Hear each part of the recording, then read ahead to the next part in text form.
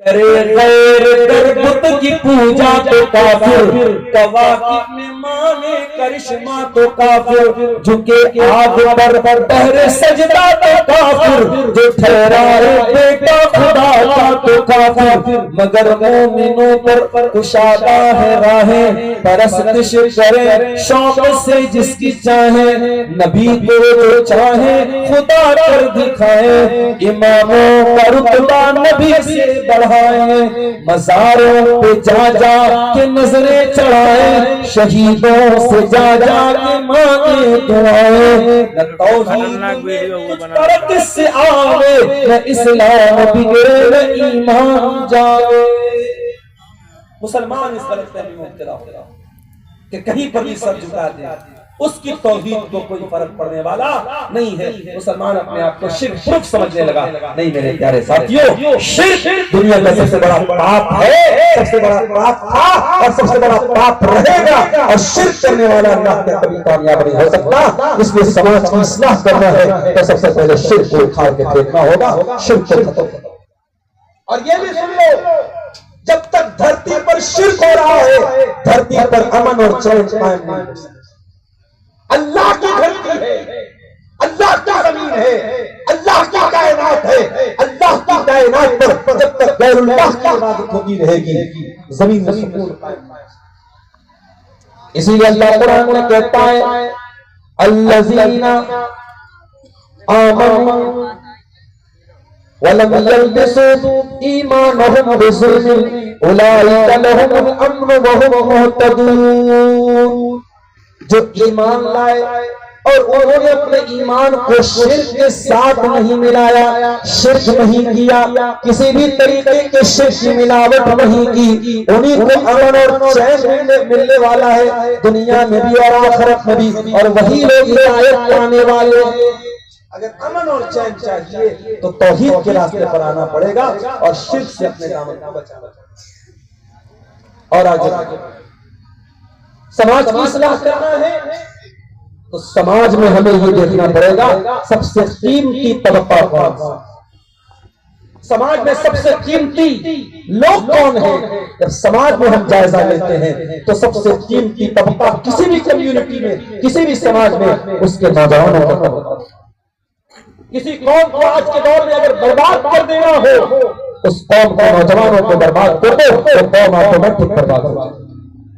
मेरे प्यारे साथियों, आज मुसलमान नौजवानों की हालत देखो कि वो कहां खड़े हैं। उनके अंदर दीन का शऊर कितना है, उनके अंदर इस्लाम कितना है, उनके अंदर ईमान कितना है, उनका अखलाक कैसा है, उनकी सीरत कैसी है, उनकी सूरत कैसी है।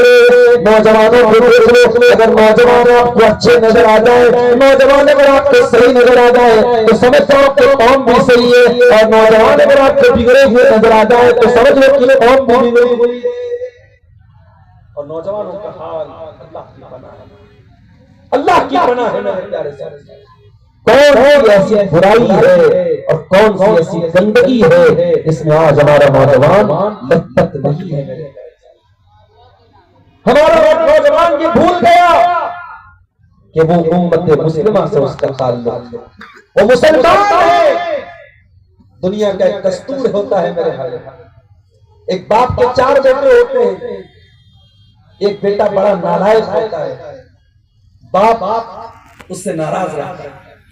लेकिन जो 3 बेटे बाप के बड़े फरमाबरदार, बड़े अच्छे, बड़े लायक बेटे होते हैं, जब ये 3 लायक बेटे जब ये कोई गलत काम करते हैं, जब ये बाप के साथ साथ बदतमीजी करते हैं, जब ये बाप की नाफरमानी करते हैं, तो बाप को ज्यादा दुख होता है, बाप को ज्यादा तकलीफ।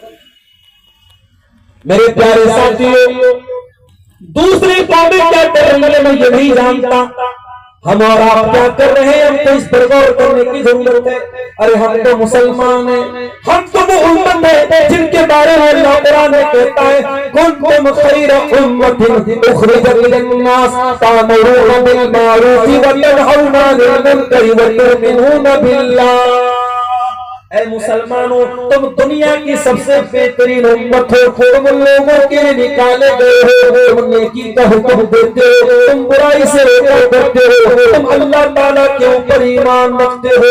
जब मुसलमान गुनाह करता है, जब मुसलमान बदकारी करता है, जब मुसलमान शराब पीता है, तो अल्लाह ताला ज्यादा नाराज होता है और हमें ये मानना पड़ेगा कि आज अल्लाह हमसे नाराज है।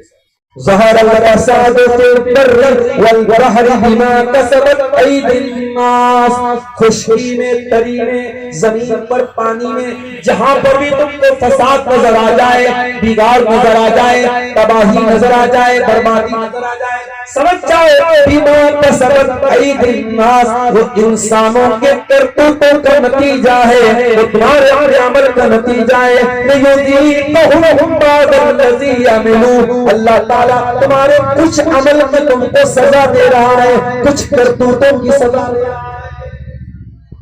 मेरे नौजवान साथियों, मैं जब जलसे में आता हूं, मैं देखता हूं 15-16 साल के बहुत सारे लड़के वीडियो बनाने, फोटो लेने लगते हैं। मैं चैन से बैठा भी हूं, कपड़े भी चेंज नहीं किया, मौलाना थोड़ा सा सेल्फी आपके साथ लेना चाहता हूं। मुझे अच्छे तरीके से मालूम है ये सेल्फी क्यों ली जा रही है। माफ करना, मौलाना की बातों पर अमल करने का कोई इरादा नहीं है। एक कान से सुनकर के दूसरे कान से उड़ा देना है। हाँ, सेल्फी लेकर, वीडियो लेकर इंस्टा पे डाल देना है, फेसबुक पे डाल देना है, स्टेटस पे लगा देना है, अपने साथियों की झंडा गाड़ देना है।